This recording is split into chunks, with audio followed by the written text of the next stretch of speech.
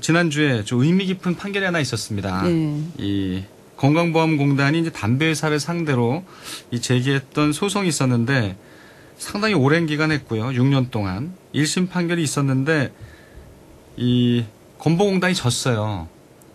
그 부분에 대해서 좀 이 문제 제기를 하는 분들도 늘어나고 있고요.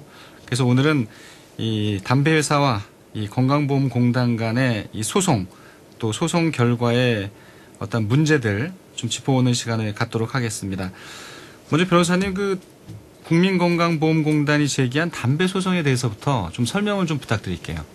네, 건보공단이 그 소송 제기한 것은요. 흡연 피해자 개인들이 제기한 담배 소송이 있었습니다.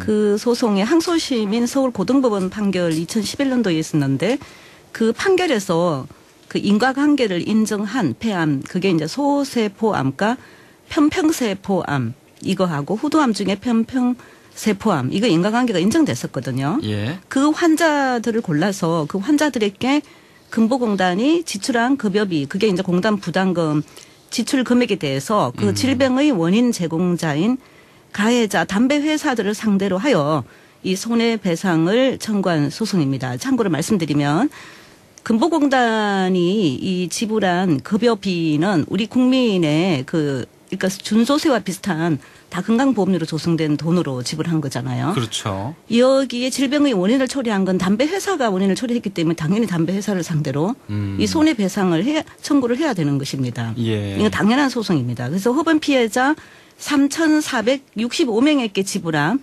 보험급여액이 530억 원 정도 상당인데요. 그 피고가 KTNG와 한국필립 모리스 BAT 코리아 이렇게 됩니다. 그리고 소송은 2014년 4월에 제기했는데 그 6년 만인 2020년 11월에 서울중앙지법에서 지금 1심 판결이 나왔는데 이 판결이 얼마나 정말 실망스럽고 솔직히 말하면 좀 한심한 판결이냐면 2011년도 고등법원 판결에서도 인정했던 그 인과관계마저 이 부인을 했습니다. 네. 그리고 심지어 이 서울중앙지법 1심 판결이 이 중차대한 이 소송에 대한 판결을 2014년 대법원 판결은 양승태 대법원장 시절에 건보공단 담배 소송 제기를 앞두고 예. 한 번도 공개 변론 없이 급작스럽게 그냥 상고 기각해버린 판례 가치도 없는 그 판결을 6년이 지난 지금 이 중차대한 소송에 판결문을 거의 복제하다시피 뺏기다시피 판결한 형편없는 판결입니다. 이게 이제 금요일 날 판결이 나왔기 때문에 사실 어떻게 보면 주말 앞두고 판결이 내려지다 보면 좀 이게 중요한 부분을 놓치게 되는데요. 사실 굉장히 중요한 판결입니다. 왜냐하면 지금 말씀하신 대로 이미 인과관계가 어느 정도 인정됐던 과거의 판례를 토대로 해서 사실 1심 판결이 내려져야 할 텐데 공개 변론도 없이 이 서둘러서 내려졌던 양승태 대법원장 당시의 대법원 판결을 그대로 네. 사실 받아들인 판결이 내려진 건데요. 핵심은 보면 역시 인과관계, 흡연과 폐암의 인과관계를 인정하지 않은 거잖아요. 네. 근데 이번 1심, 지난 금요일 내려졌던 1심은 왜 이렇게 판단한 건가요?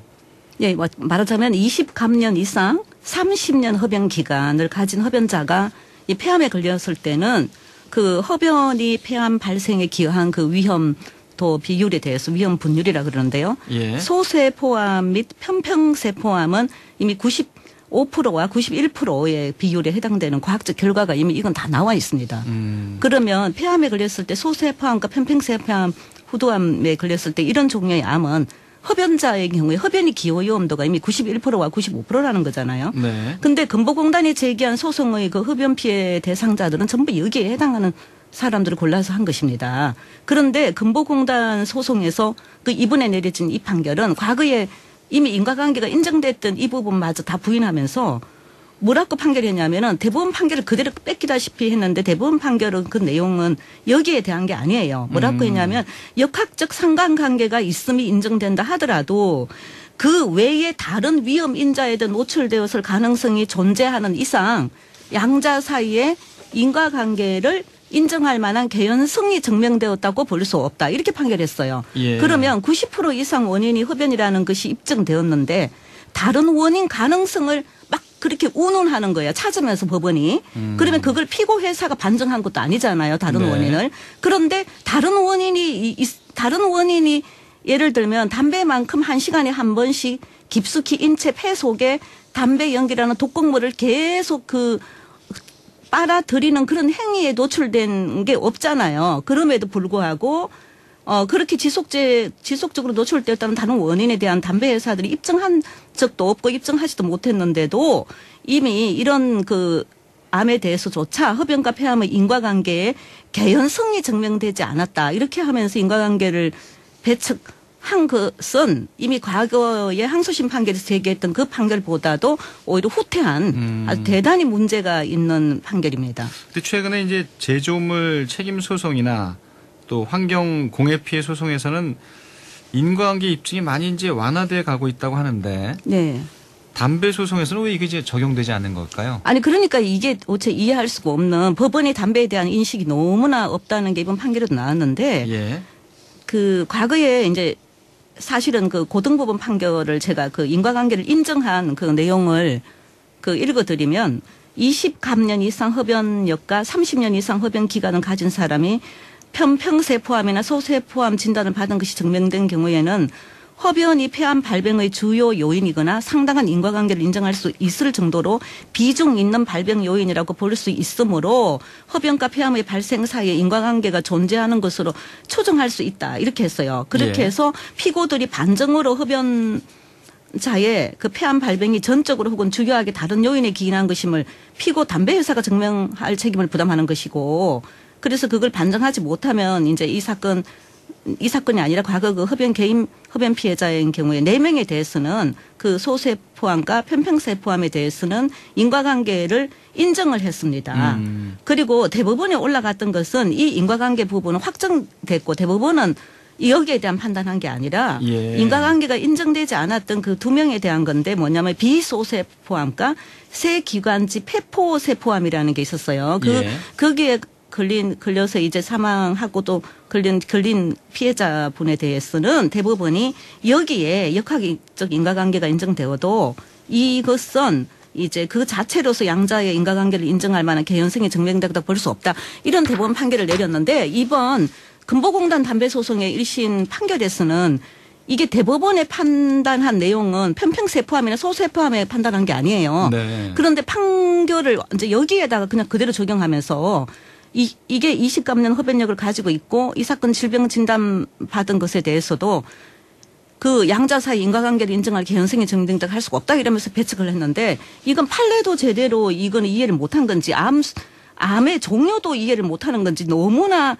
형편없는 수준의 저급한 판결이라고 비난하지 않을 수 없고 과학계의 엄연한 지식마저 부정하는 반문명적인 판결이라고 저는 그렇게 됩니다. 그리고 네. 그동안 제조물 책임 소송이나 환경공해 피해 소송에는 다 인과관계 입증 부분에 있어서 많이 입증 책임을 원고 측에 완화시켜 줬는데 예. 그것은 다 개연성 이론을 적용했거나 또 이제 제조물 책임에 있어서는 다 고도의 기술이 집약되어 대량으로 생산되는 제품의 경우 생산 과정은 대개의 경우 소비자가 알 수 있는 부분이 거의 없잖아요.